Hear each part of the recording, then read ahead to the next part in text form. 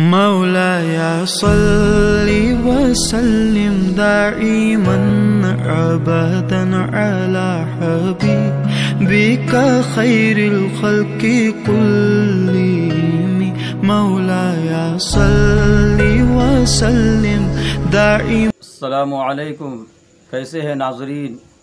امید کرتا ہوں کہ آپ سبھی حضرات خیریت سے اور عافیت سے ہوں گے۔ اللہ تعالی آپ لوگوں کو ایسے ہی خوش رکھے اور آباد رکھے۔ میں ہوں محمد جبرائیل اور آپ دیکھ رہے ہیں جبرائیل جمالی چینل۔ اگر آپ ہمارے چینل پر نئے ہیں تو ہمارے جبرائیل جمالی چینل کو سبسکرائب کر لیجئے، اور آپ کو ہماری ویڈیوز اچھی لگے تو لائک، شیئر اور چینل کو سبسکرائب ضرور کر لیں۔ تو چلیے آج کی حدیث شروع کرتے ہیں۔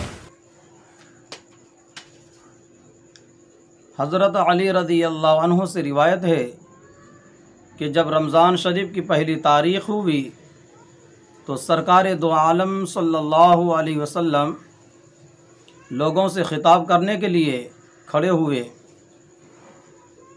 اور اللہ تعالیٰ کی حمد و ثنا بیان کر کے ارشاد فرمایا، اے لوگو، تمہاری طرف سے تمہارے دشمن جنات کے لیے خداوند تعالیٰ کافی ہے، اور اللہ تعالیٰ نے تم سے دعا قبول کرنے کا وعدہ فرمایا ہے۔ چنانچہ کلام پاک میں ارشاد ہے، ادعونی استجب لکم، مجھ سے دعا مانگو میں تمہاری دعا قبول کروں گا۔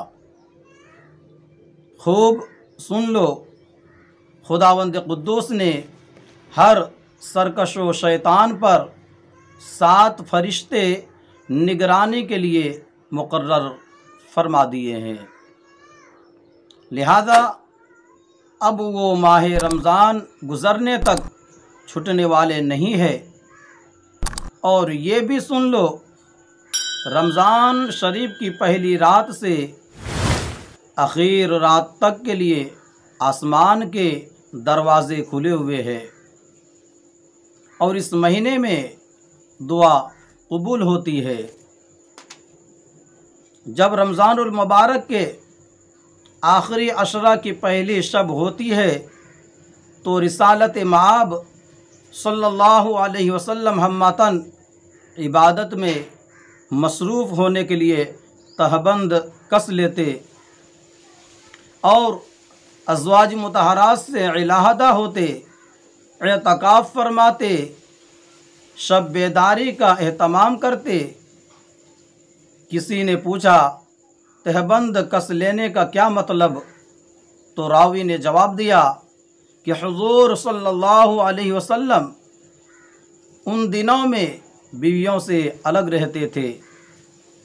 اللہ تعالی ہمیں اور آپ کو اس پر عمل کرنے کی توفیق عطا فرمائے، آمین۔ آج کے لیے بس اتنا ہی، اپنا خیال رکھیں، خدا حافظ، السلام علیکم ورحمۃ اللہ وبرکاتہ۔